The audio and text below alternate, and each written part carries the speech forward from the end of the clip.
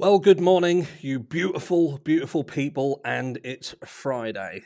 Friday. It's been a long week. It's been a long week, but we finally made it. We made it together, and this is it. Soon going to be the weekend. I feel sorry for those of you who have to work at the weekend. I will be there with you in spirit. But for those of you who Friday is your last day, jump for joy with me. That's it. That's enough excitement as we get straight into the meat and potatoes. What? What in the blue fuck now?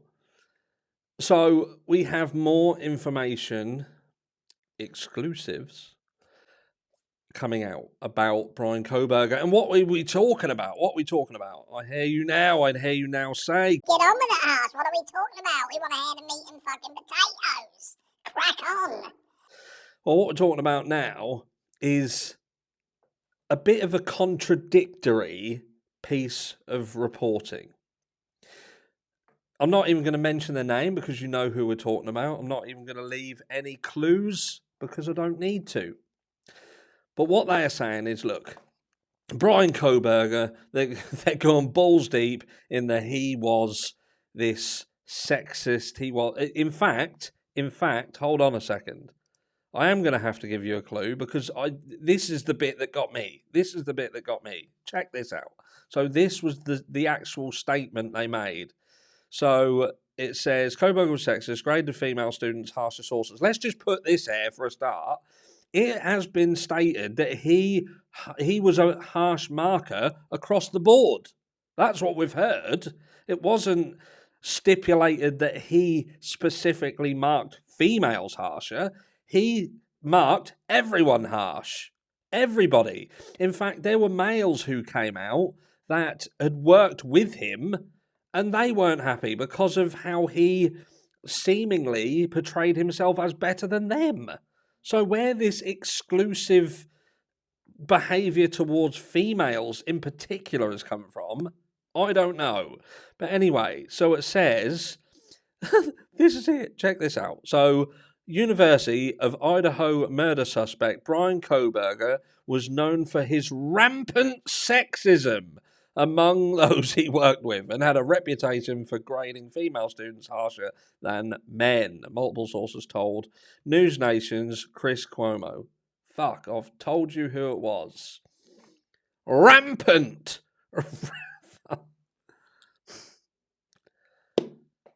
Well, there you go. He's a rampant sexist.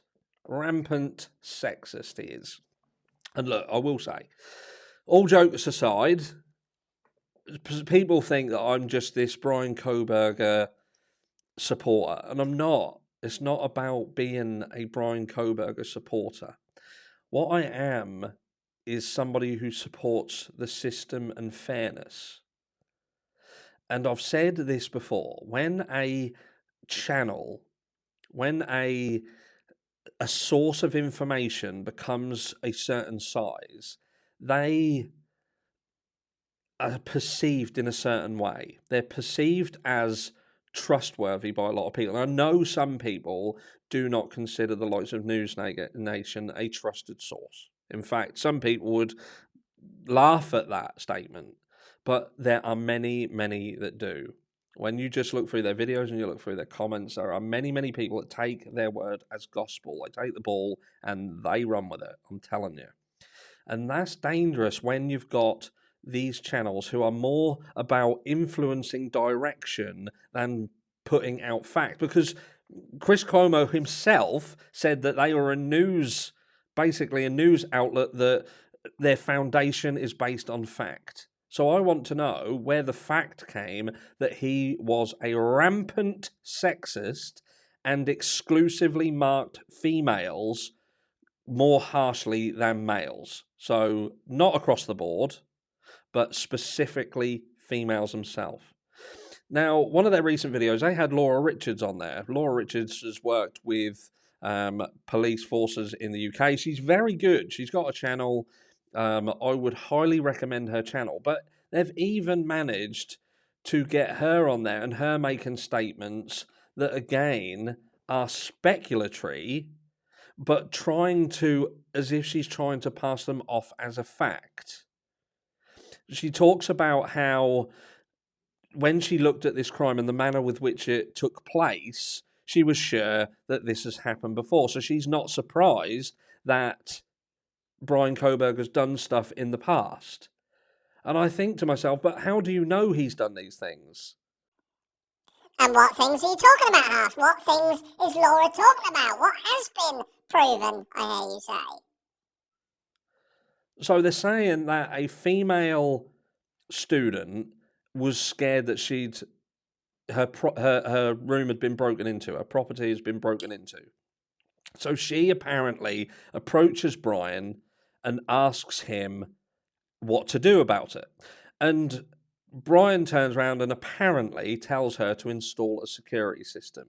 So they're running with the fact that Bryan Kohberger most likely installed a security system so he could monitor this female.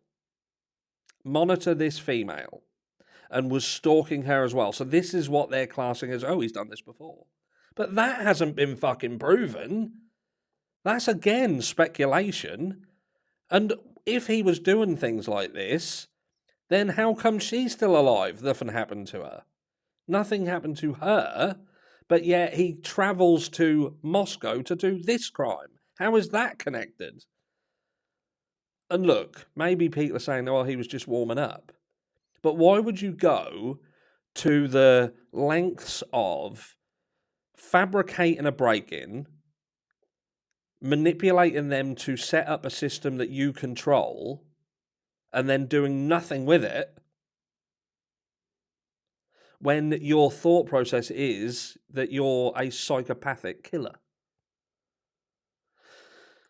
There may be questions and answers surrounding that. But I have another issue as well. So this rampant sexist who was renowned for being some sort of... He was horrible towards women. There was complaints made, meetings put together, so on and so forth. But this female goes to him for help when she feels that her fucking place is being broken into and gets him to deal with it. So was she not aware of this behaviour, or was it that he was all right with her and she didn't have anybody around her that warned her? Or do you know what I mean? There's a lot of things that I think to myself, well, hold on a second, if he was renowned for being such this rampant fucking sexist, then why would a female specifically go to him for assistance and help in a position in a situation where she feels unsafe and she needs help? So rather than going to law enforcement, rather than going to college bosses or her family or anything like that, she goes to Bryan. And that, to me, reeks of a little bit of trust. She must have had some trust. She must have had some feelings that he was someone that she could go to. And you hear stories that do conflict against these situations that the places like News Nation are trying to push. There are other females who have come out and spoken about Bryan and said that, in fact, he weren't that bad. They were shocked when they heard about it. They were shocked. I don't get it. And like I say, I'm not trying to say that I support Bryan Kohberger. I think he's innocent. He didn't do all this, because it's not about that. We're talking about a situation where someone has potentially done a crime that could cost them their lives. And at the very least, they deserve a fairness in the process. And they ain't getting it. And I get it before you, that's it, you, Southern Logic. Sorry, I'm getting old. Couldn't remember your name off the top of my head. Southern Logic. I do love that guy. Go and subscribe to Southern Logic. And look, I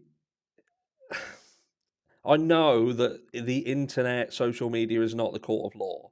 So you could turn around and say that, look, it's irrelevant what we think on there. But is it truly irrelevant what we think on there? Is it truly irrelevant what these kind of places are pushing as fact, when in fact they're just speculation. They're no different than what I'm doing, and they keep claiming that they've got sources close to the cat. Well, who are these sources?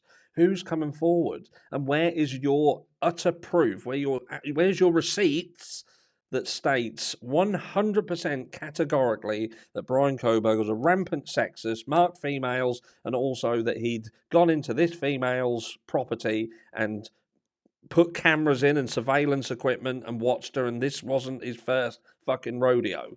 Now, I have said that I feel that there's a potential that the speed with which the crime was done, the tolerance it would have had to have taken for someone to be mentally stable to do it, it reeks of two things to me, and that is either someone who potentially had done this prior to this crime, or they had help and assistance and guidance. But it's one or the other. But I could be wrong, and I'm certainly not pushing that as fact. And there are channels out there who are trying to push things as fact, and they're influencing people in the wrong way. That's me. I'm harsh. I'm going to leave you with a message from Doug, and I'll catch you all in the next one. What's up, Harsh fam? We just launched our new nonprofit organization, United Search Corps, where we're going to be advocating for the missing and families of the missing as well. And we need your help to spread awareness for our mission and also our fundraiser. There's a lot of equipment and necessary things that we need for this to be possible. So please take a second and share our fundraiser. For more information, please check out our website, unitedsearchcorps.org. Go over to my YouTube channel and check out our announcement video as well. The links will be in the description below. Thank each and every one of you for your time and consideration. Thank you.